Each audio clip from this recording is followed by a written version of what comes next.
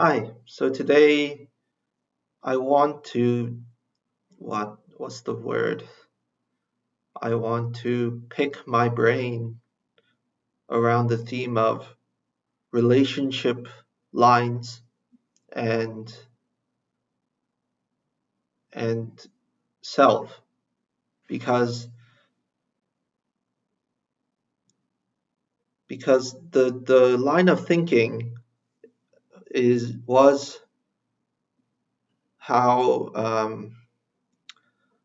I would step into relationships, friend relationships, work relationships, family relationships, and whatever other relationships.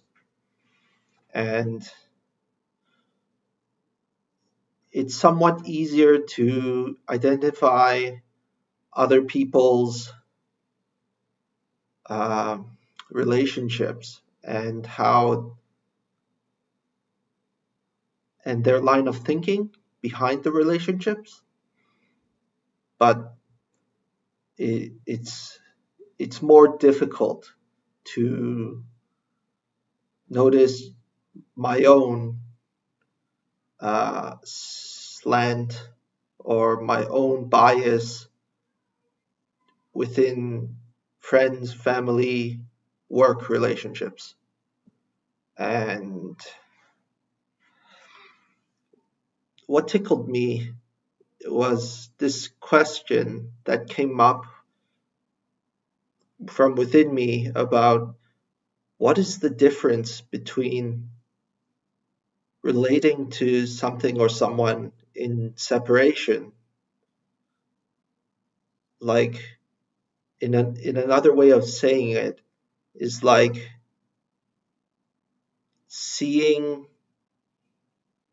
the relationship with whoever or whatever with rose colored glasses, where the rose colored glasses would represent memories, beliefs, um, likes and dislikes, preferences, that sort of thing. And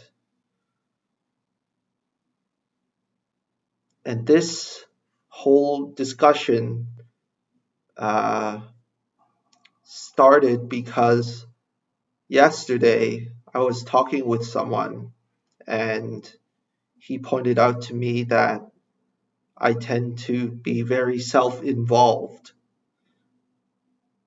even while speaking with other people. And, he suggested to me that I should hold like a 70% to 30% relationship during conversations. So, so that 70% of the time, the other person is sharing and talking, and I only share 30% of the time, which which makes sense to me right now, but I can't help but sort of like be empathetic to myself because I mean every relationship starts with the foundation with a foundation of who I am. And if I don't get that foundation right, or if I allow structural weaknesses in my foundation of who I am, you can be fucking sure that the mind is going to pick at that weakness, exactly that structural weakness, and destroy, right? Because the mind really likes to destroy. It, it's like my mind basks in this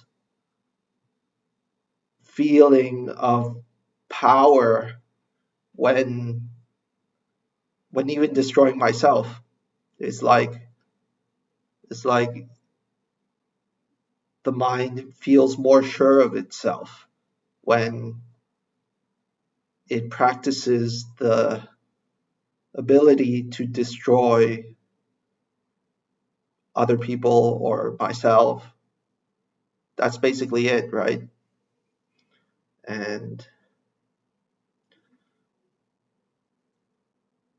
so what comes up for me right now is how the past has been these rose-colored glasses that I've been viewing the present. And because it's a simultaneous process of letting go of the old past and directing the present moment, um, there must be a balance, right? There must be a balance between my mind, my being, and my body. And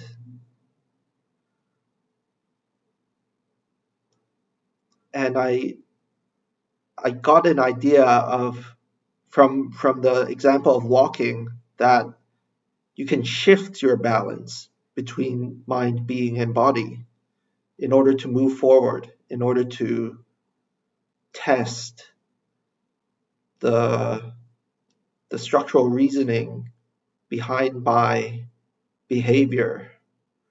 And that sort of it was gratifying to realize that, even though it's not new. Yeah. And what else? Um, what makes what makes up a relationship line? I think it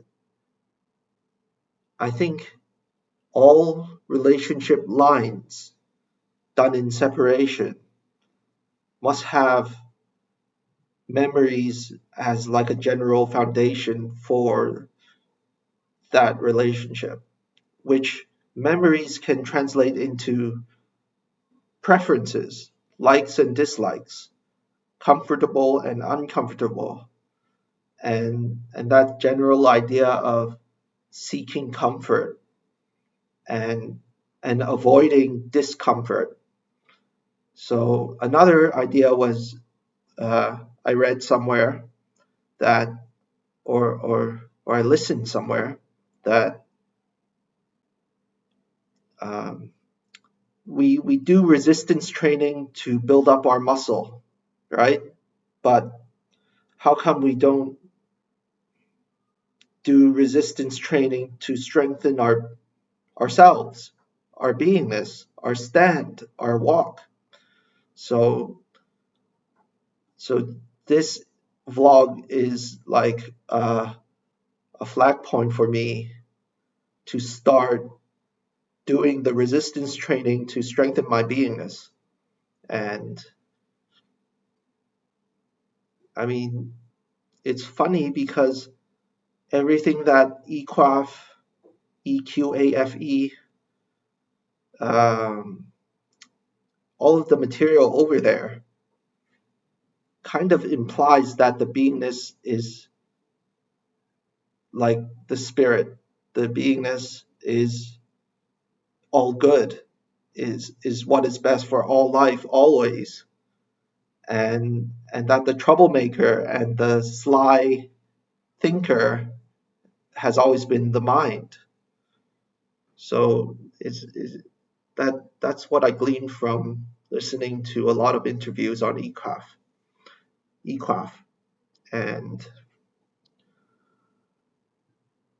and up until now I still haven't defined for well, I sort of did define what relationship lines are. It it has to do with a filtering of my behavior into likes and dislikes, into extremes, and striving for one extreme while denying the other. And yet, the like likes and dislikes, they follow like a cycle. And it's like life takes you and shows you that you're running in circles. between likes and dislikes, between comfort and discomfort. So yeah, the comfort discomfort point is quite quite capable of explaining a lot of my own behavior. And that's about all I have. So yeah, thanks. Bye.